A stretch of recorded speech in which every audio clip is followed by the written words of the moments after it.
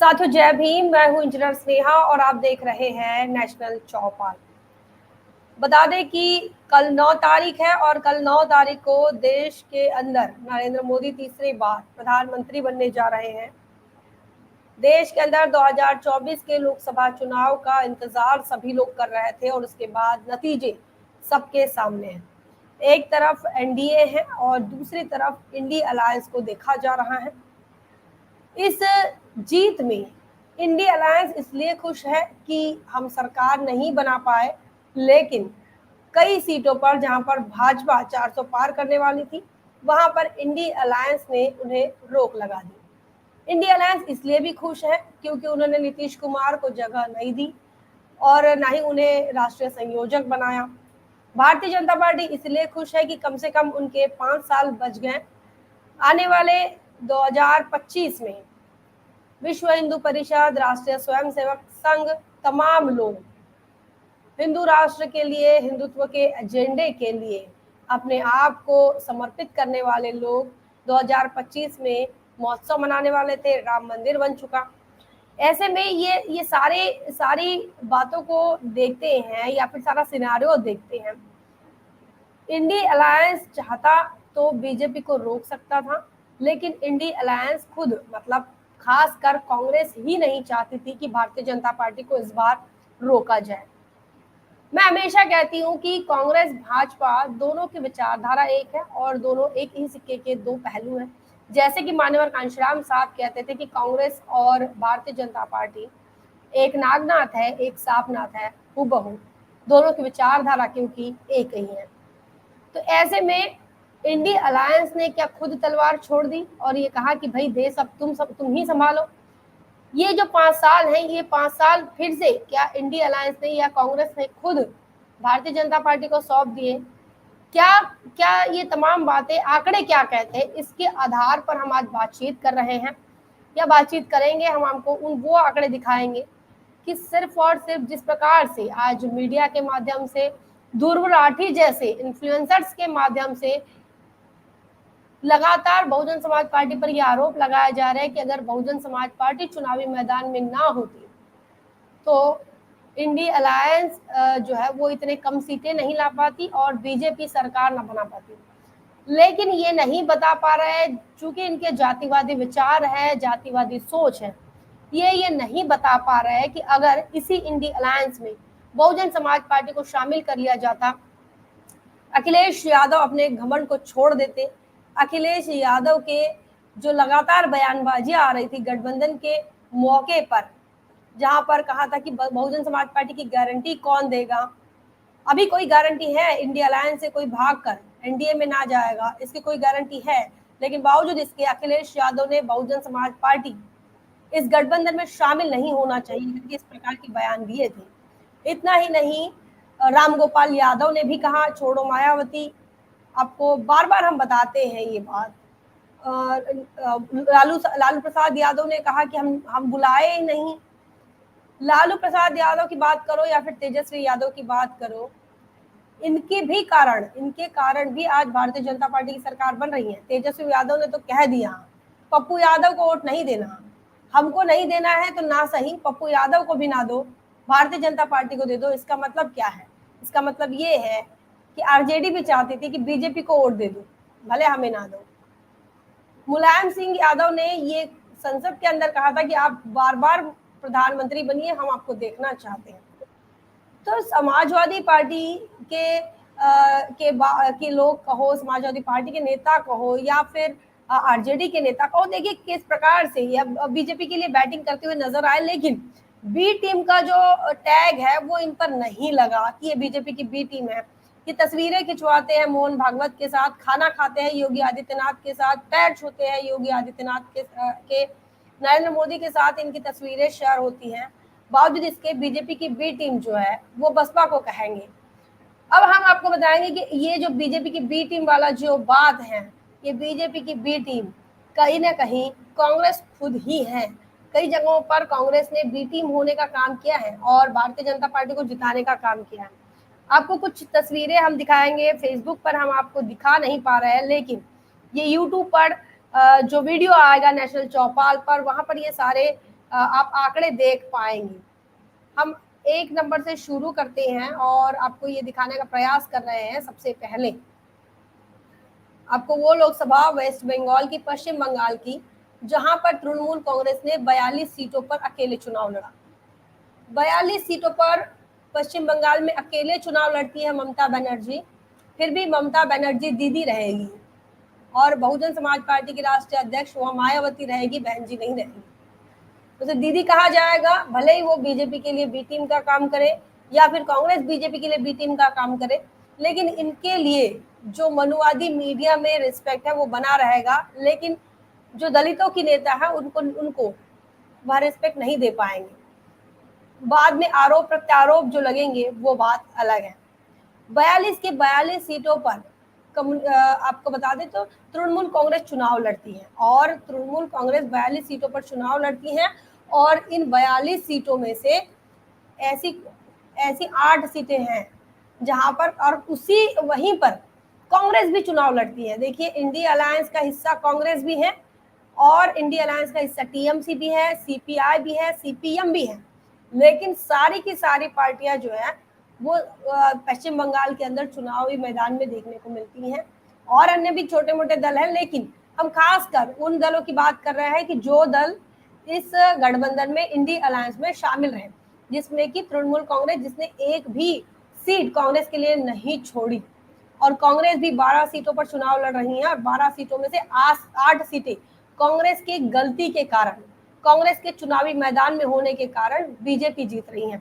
आप स्क्रीन पर देख पा रहे हैं, ये आपको पहली सीट दिखा रहे हैं, ये सीट है बिष्णुपुर।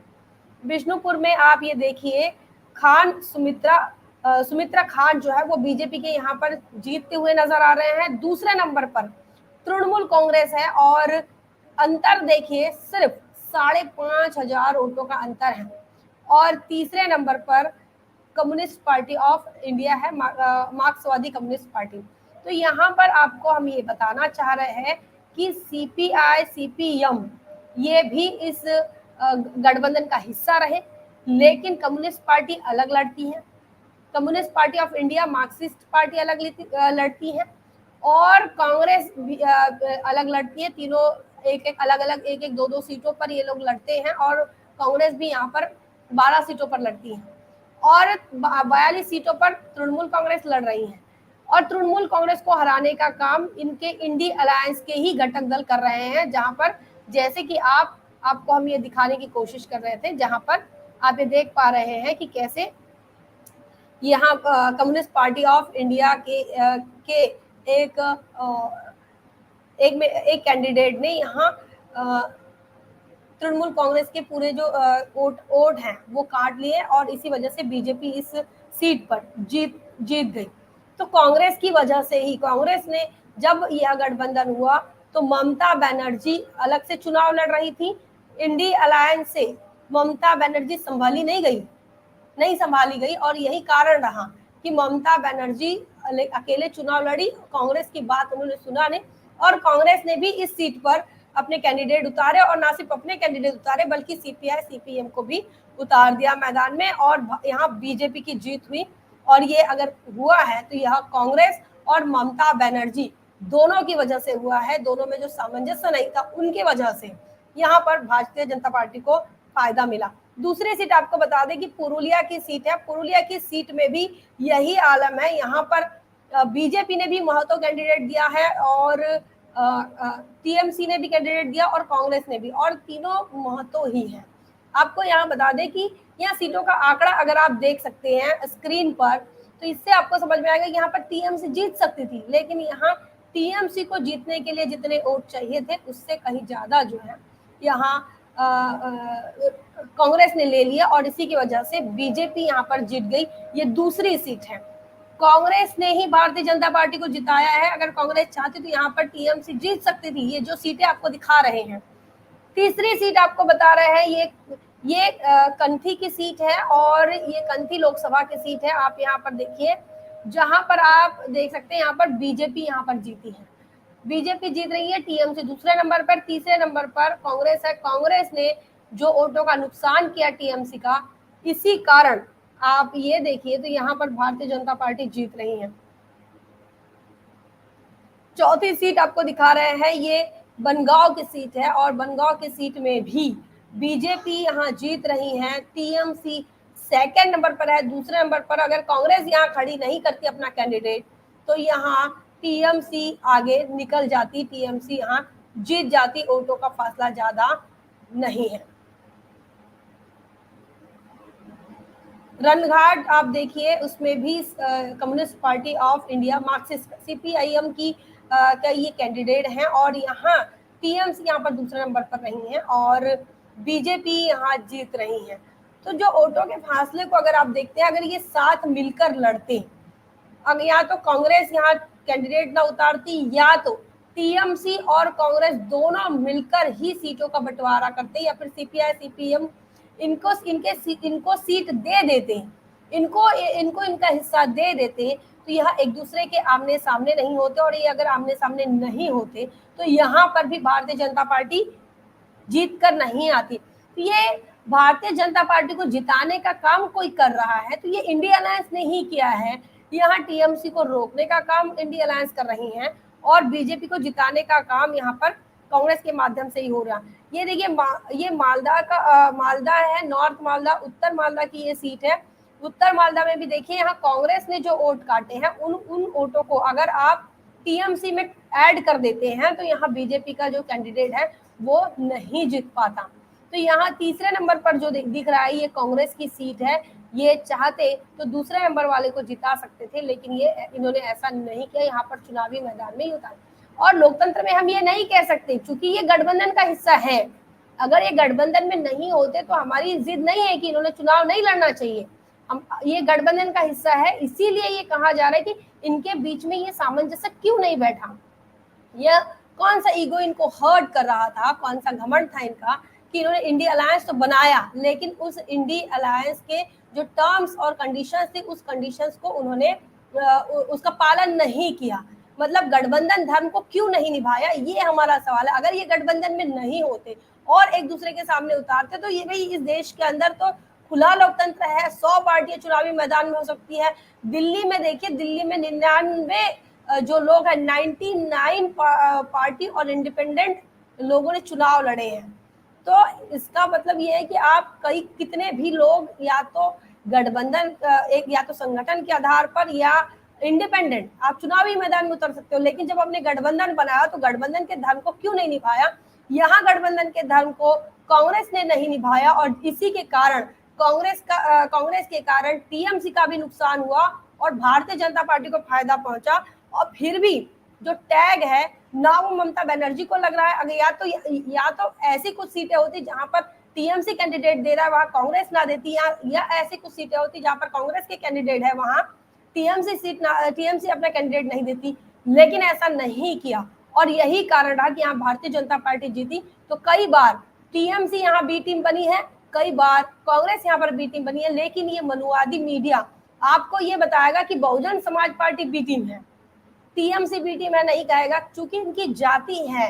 ये जो जाति होती है, जाति बताती है कि आप जो ये जाति आपको बताती है कि कौन अच्छा है कौन बुरा है। जाति को पहले देखा जाता है, कौन बेगुनाह है, कौन बेगुनाह है, कौन बेकसूर है और कौन कसूरवार है। ये जाति के आधार पर इस देश की व्यवस्था जो है वो तय करती है, चाहे वो मीडिया की व्यवस्था हो, चाहे वह राजनीतिक व्यवस्था हो, चाहे यह सामाजिक व्यवस्था हो, ये डिसाइड करती है कि आप किस जाति के हैं।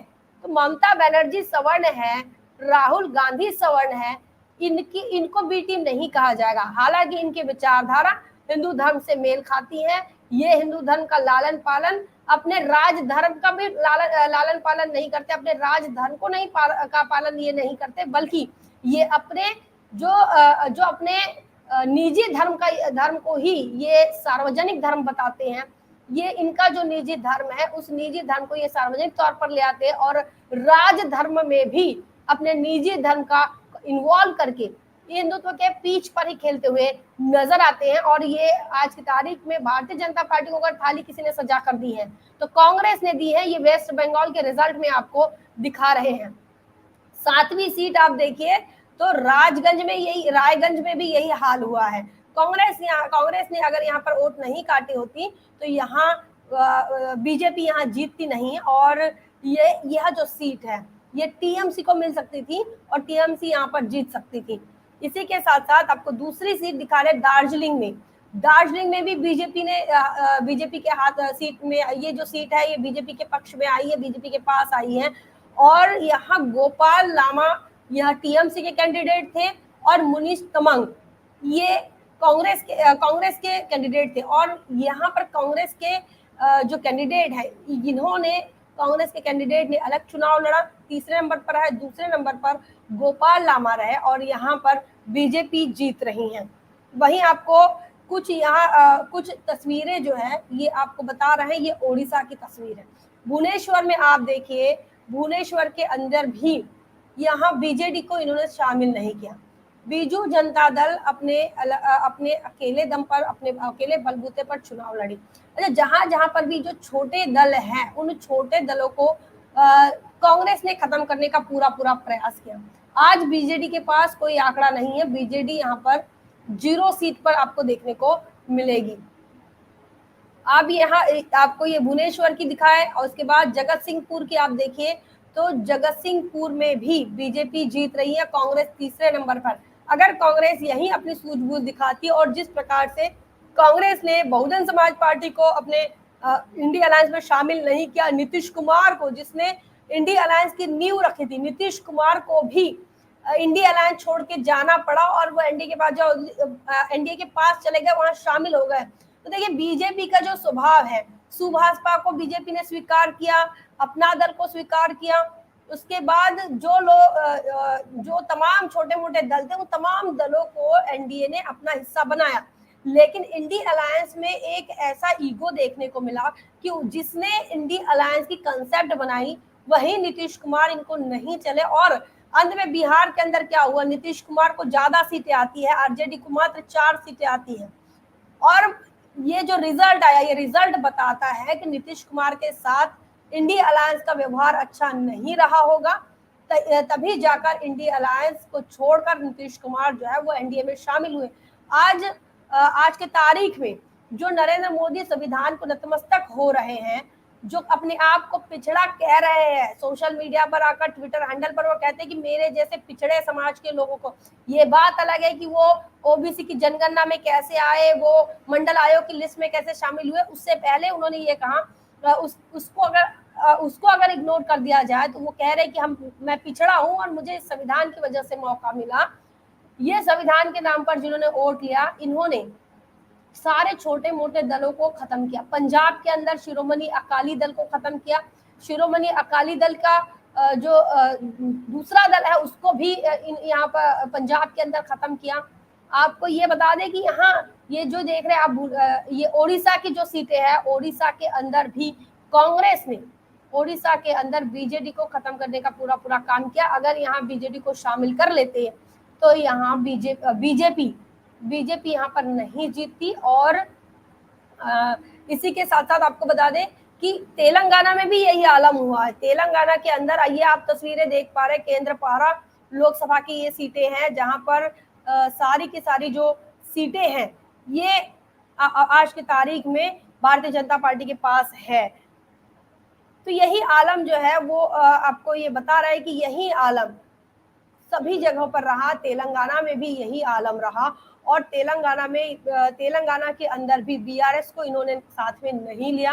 तो ये बीआरएस को नहीं लेना, बीआरएस ये वो पार्टी जिन्होंने जब से तेलंगाना फॉर्म हुआ है, जब से तेलंगाना बना है, तब से तेलंगाना के अंदर बीआरएस की सरकार रही थी। और आज की तारीख में लोकसभा में बीआरएस के 0 कैंडिडेट हैं। और वहीं अगर तेलंगाना के अंदर 0 कैंडिडेट अगर बीआरएस के हैं तो कांग्रेस के कम से कम 17 होने चाहिए थे, लेकिन 17 नहीं है।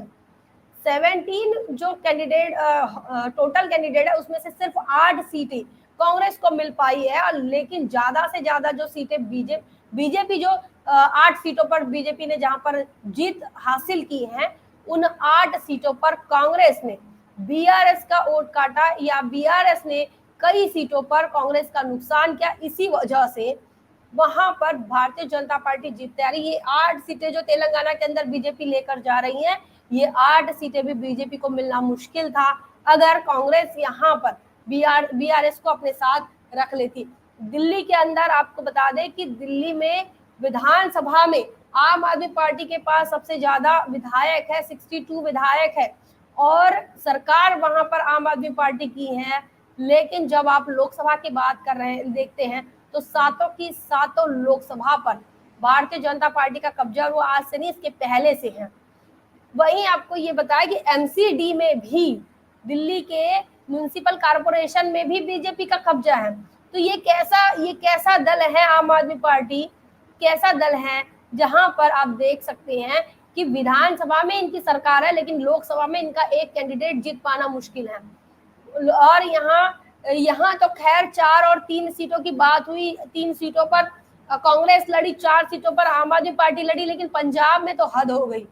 पंजाब के अंदर कांग्रेस ने बी टीम होने का पूरा काम किया और आम आदमी पार्टी ने भी भारतीय जनता पार्टी का बी टीम होने का पूरा काम किया, क्योंकि इनका गठबंधन सब जगह रहा। मतलब दिल्ली में गठबंधन रहा, पंजाब में गठबंधन नहीं। हालांकि यहाँ पर जो सीटें हैं भारतीय जनता पार्टी को नहीं मिल पाई, लेकिन वोट काटने का जो काम है, यहाँ पर कांग्रेस के वोट आम आदमी पार्टी ने काटे, आम आदमी पार्टी के वोट कांग्रेस ने काटे, और जिसका बड़ा नुकसान आपको बताए तो वहां के जो क्षेत्रीय दल है, शिरोमणि अकाली दल और शिरोमणि अकाली दल ए, इन दोनों को बड़ा नुकसान हुआ। वहां इंडिपेंडेंट 2 आए, वहीं बहुजन समाज पार्टी को भी नुकसान हुआ।